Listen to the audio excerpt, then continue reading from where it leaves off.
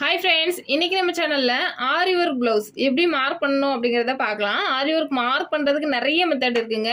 இன்றைக்கி நான் ரொம்பவே சுலபமாக மார்க் பண்ணக்கூடிய ஒரு மெத்தட் உங்கள் கூட ஷேர் பண்ணிக்கிறேன்.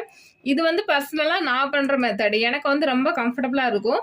சட்டுன்னு அவசரத்துக்கு ஒரு ப்ளவுஸ் வருதுன்னா இந்த மெத்தடில் மார்க் பண்ணி கட்டு போடும்போது ரொம்ப ஈஸியாக இருக்கும்.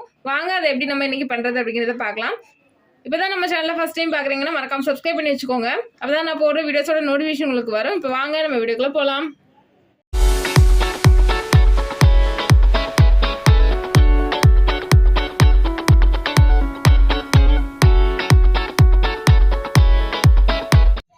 ஃபஸ்ட்டு வந்து நீங்கள் எப்போதுமே லைனிங்கில் மார்க் பண்ணி வச்சுக்கோங்க.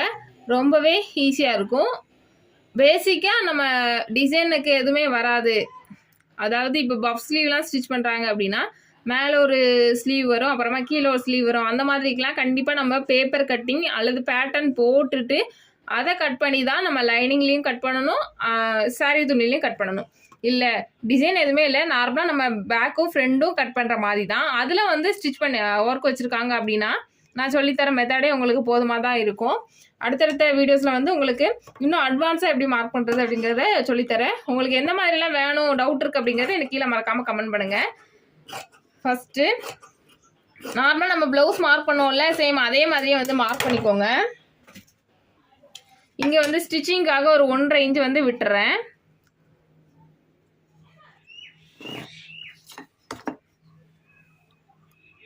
இதுக்கப்புறமா ப்ளவுஸ் எடுத்துக்கோங்க. அளவு ப்ளவுஸ் எடுத்துட்டு ஹைட்டு நம்ம எப்போதுமே எப்படி மார்க் பண்ணுவோமோ சேம் அதே மாதிரியே மார்க் பண்ணிக்கலாம். ஆரி ஒர்க்கு பொறுத்தளவில் கழுத்து தான் உங்களுக்கு டவுட் இருக்கும். அதை மட்டும் நான் இன்றைக்கி மார்க் பண்ணி காட்டுறேன். உயரம், அப்புறமா இங்கே ஷோல்டர் பிடிக்கிறதுக்காக 1/2 இன்ச் வந்து விட்டாச்சு. இப்போ இதை வந்து அப்படியே ஒரு லைன் போட்டு விட்டுக்கோங்க. கழுத்தோட அகலம் நார்மலாக நீங்கள் எப்போது எவ்வளோ வைப்பீங்களோ சேம் அதே மாதிரியே வச்சுக்கோங்க. அப்படி இல்லை அப்படின்னா அளவு ப்ளவுஸ் எடுத்துக்கோங்க.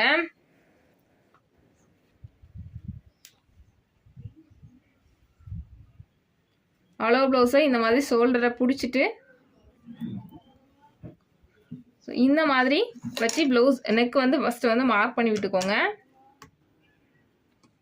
இந்த மெத்தட்லேயும் வந்து சில பேர் வந்து வைப்பீங்க, அதுக்காக தான் ஷேர் பண்ணுறேன். ஒன்று நீங்கள் வந்து அளவு ப்ளவுஸ் வச்சு மார்க் பண்ண மாட்டீங்க, உங்களோட அளவு வந்து மைண்டில் இருக்கும் 2, 2.5 அப்படின்னு நீங்களாக தான் கெஸ் பண்ணி வைப்பீங்கன்னா அந்த அளவை வந்து கரெக்டாக ஸ்டிச்சிங்க்கு சேர்க்காமல் ஃபஸ்ட்டு வந்து மார்க் பண்ணி வைத்துக்கோங்க. ஓகேவா? அதுக்கப்புறமா இன்னொரு மெத்தட் வந்து ப்ளவுஸ் வந்து இந்த மாதிரி நிறைய பேர் வந்து மார்க் பண்ணுவீங்க, இந்த மாதிரி போட்டுட்டு மார்க் பண்ணுவீங்க. உங்களுக்கு இன்னும் ஈஸி தான். ப்ளவுஸ் வந்து நீங்கள் எப்படி வந்து நெக்கு மார்க் பண்ணுவீங்களோ சேம் அதே மாதிரியே மார்க் பண்ணிக்கோங்க. ஸ்டிச்சிங்க்கு விட வேண்டாம் ஃபஸ்ட்டு. ஓகேவா? இப்போ இங்கே வந்து நெக்கோட இறக்கம் வந்து எண்ட் ஆகுது, அதை வந்து மார்க் பண்ணிக்கிறேன்.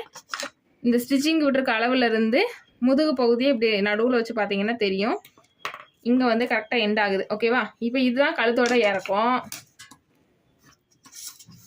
இது வந்து கழுத்தோட அகலம். ஓகேவா? இதுக்கப்புறமா ஷோல்டர் மார்க் பண்ணுங்க. ஆரி ஒர்க்குக்கு நீங்கள் ஃபுல்லாலாம் செஸ்ட் ரவுண்டு அந்த மாதிரி எதுவுமே அளவெடுக்க வேண்டாம். பேசிக்காக கழுத்து, ஷோல்டர் இது ரொம்ப முக்கியம். இதில் பார்த்தீங்கன்னா 2 இன்ச் இருக்குது. அந்த 2 இன்ச் வச்சுட்டு ஸ்டிச்சிங்காக கூட்டிக்கோங்க. அவ்வளோதான். ஓகேவா? இங்கே ஆம் ஹோல் வந்து மார்க் பண்ணிக்கோங்க.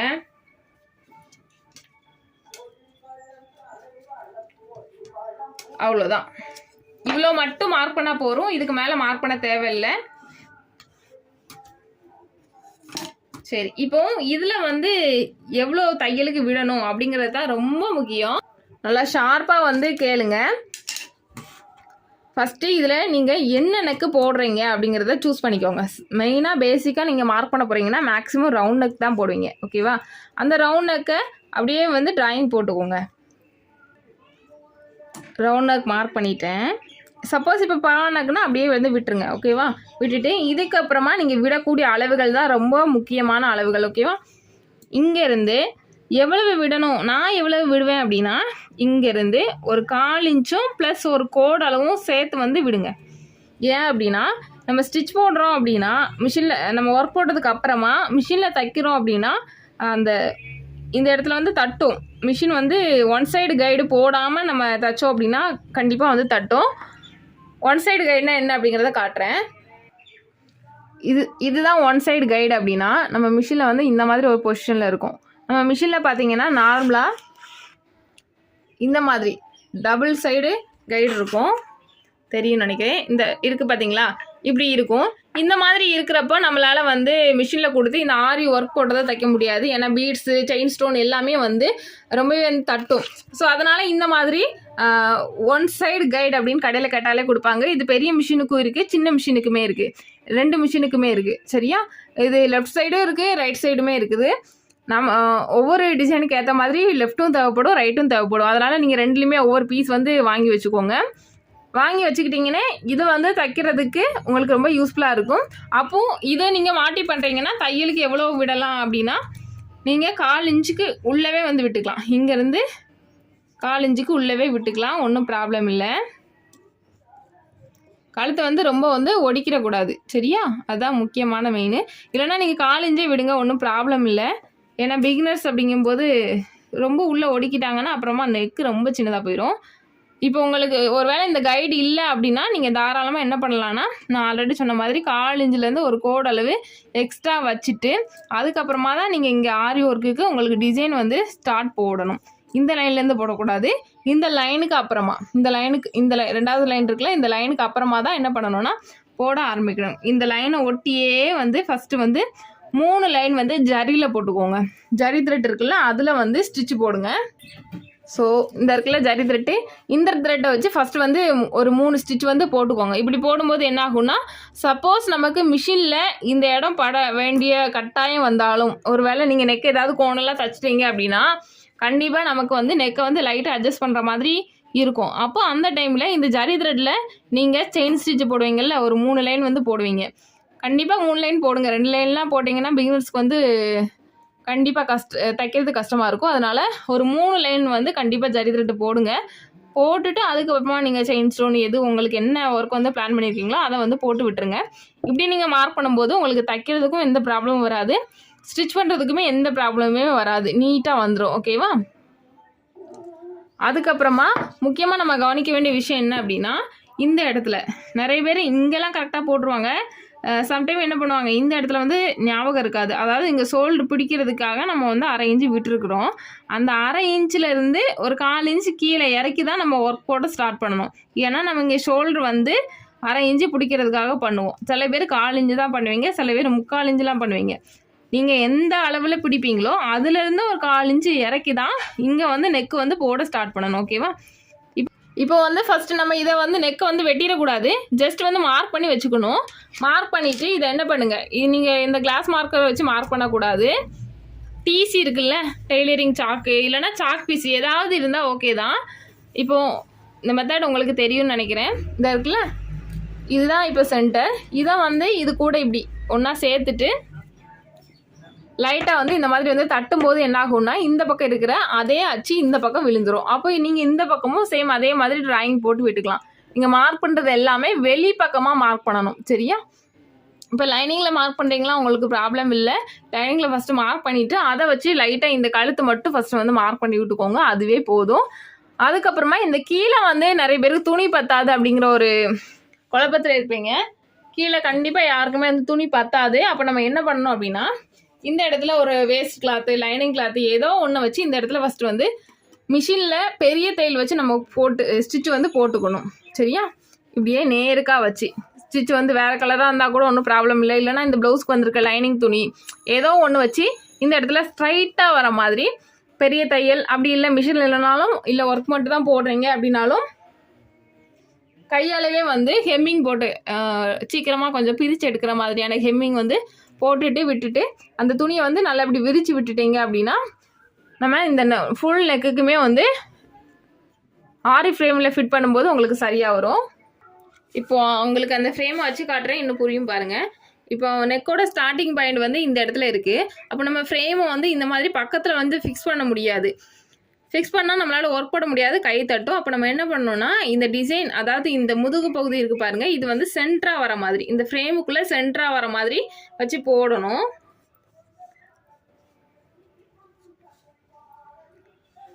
இந்த மாதிரி வச்சு ஃபிக்ஸ் பண்ண வேண்டியிருக்கும்.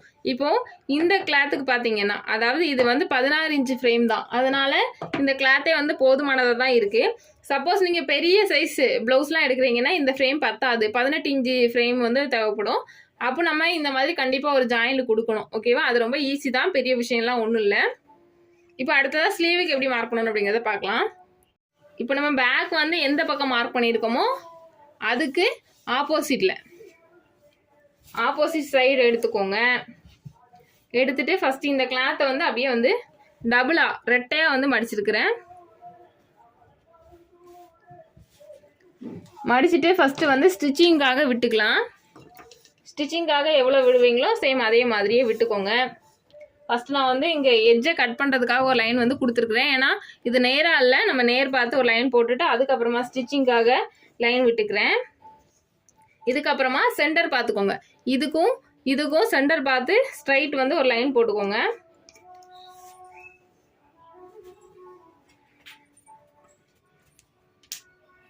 போட்டுட்டு ஃபஸ்ட்டு வந்து கையோட சுற்றளவு, இதில் 2 மெஷர்மெண்ட்டை தான் எடுக்கணும். நல்லா கவனிங்க.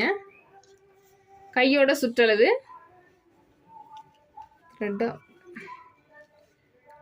4.5 வருது. அப்போ இதே 4.5 நம்ம வைக்கக்கூடாது, 4 இன்ச்சு வச்சா போதும். ஏன்னா ஒர்க்கு வந்து எப்போதுமே ஒரு 1/2 இன்ச்சு உள்ள தள்ளி தான் வரும். அதனால் அப்போ இந்த சென்ட்ரல் லைன்லேருந்து இங்கே ஒரு 4 இன்ச்சு, ஸோ இங்கே ஒரு 4 இன்ச்சு, அவ்வளோதான். இப்போ மேலே அந்த கையோட மேலே அகலம், இந்த ஆம்கோல் முடியுது இல்லை, இதில் வந்து இப்படி டேப்பை நேராக வச்சிங்கன்னா தெரியும் 6.5 வருது. அப்போ இந்த சென்டர்லேருந்து இந்த சைடு ஒரு 6ம் அந்த சைடு ஒரு 6 மட்டும் மார்க் பண்ணால் போதும். மார்க் பண்ணிவிட்டு இதை வந்து இப்படி பண்ணுங்க, அவ்வளோதான். இப்போ கையோட வளைவு போட போகிறோம். அதுக்காக இந்த அளவு, இந்த சைடு தையல் இருக்குல்ல, இதை வந்து கரெக்டாக இந்த மாதிரி வச்சுக்கோங்க. இந்த பக்கமும் இதே மாதிரி வச்சுக்கோங்க. வச்சுட்டு இந்த சென்டர்லேருந்து அப்படியே வளைவு, அவ்வளோதான். இவ்வளோதான். கையோட நீளமும் இந்த இடத்துல வச்சு செக் பண்ணிக்கோங்க. கையோட நீளமும் கரெக்டாக இருக்குது. இந்த மாதிரி தான் ஆரி ஒர்க் ப்ளவுஸ்க்கு மார்க் பண்ணணும். இப்போ ஒன் சைடு தான் நம்ம மார்க் பண்ணியிருக்கிறோம். இப்போது இது வந்து ஸ்டிச்சிங்காக போயிடும். ஓகேவா? ஸ்டிச்சிங்காக போயிடும். நம்ம ஒர்க் போட வேண்டிய இடம் இது மட்டும்தான், இந்த லைனுக்கு மேலே. இதே மாதிரி இங்கேயும் வந்து நீங்கள் ஸ்டிச்சிங்க்கு மேலே விட்டுறணும். நீங்கள் மார்க் பண்ணுறீங்கன்னா எப்போதுமே வந்து ஸ்டிச்சிங்காகலாம் இதில் மார்க் பண்ணாதீங்க, கொச்சன்னு ஆயிரும். உங்களுக்கு தேவையான பகுதியை மட்டும் இந்த இடத்துல மார்க் பண்ணுங்கள். இந்த ஷேடு வந்து உங்களுக்கு அந்த பக்கம் தெரியணும் அப்படின்னா நம்மளோட ஆரி ஒர்க் ஊசி இருக்குல்ல, அதை வச்சுட்டு இந்த மாதிரி லைட்டாக வந்து குத்திக்கோங்க. நுனி உடஞ்ச ஊசி இருந்தால் இன்னும் பெட்டர். ரொம்ப ஹோல்ஸ் போடுறாதீங்க, ஏன்னா ரொம்ப லைட்டான கிளாத்துலலாம் கண்டிப்பாக வந்து உங்களுக்கு ஓட்டை விழுந்துடும். அதனால் இந்த மாதிரி லைட்டாக அங்கங்கே வந்து அந்த எட்ஜஸ் பாயிண்ட்ஸ் எல்லாமே வந்து இதை வச்சு நம்ம மார்க் பண்ணிக்கலாம். மார்க் பண்ணிவிட்டு இதை நம்ம இந்த பக்கமாக ஆப்போசிட்டாக வந்து உள் பக்கமாக வரைஞ்சிடாதீங்க, இந்த பக்கமாக ஆப்போசிட் சைடில் நம்ம மார்க் பண்ணி எடுத்துட்டோம்னா அவ்வளோதாங்க, ஈஸி தான். இதுக்குமே உங்களுக்கு ஒரு வேளை இந்த ஃப்ரேம் ஃபிக்ஸ் பண்ணுறதுக்கு உங்களுக்கு அந்த கிளாத் இல்லைன்னா நீங்கள் கிளாத் அட்டாச் பண்ண வேண்டியிருக்கும். அவ்வளோதான் ஃப்ரெண்ட்ஸ். இன்றைக்கி ஈஸியான மெத்தட் ஒன்று ஷேர் பண்ணியிருக்கிறேன். கண்டிப்பாக யூஸ்ஃபுல்லாக இருந்திருக்கும்னு நினைக்கிறேன். இதே மாதிரி நீங்களும் ட்ரை பண்ணி பாருங்கள். Thank you friends. வீடியோ யூஸ்ஃபுல்லாக இருந்துச்சுன்னா மறக்காமல் லைக் கொடுத்துருங்க. Thank you, bye bye. நெக்ஸ்ட் வீடியோவில் பார்க்கலாம்.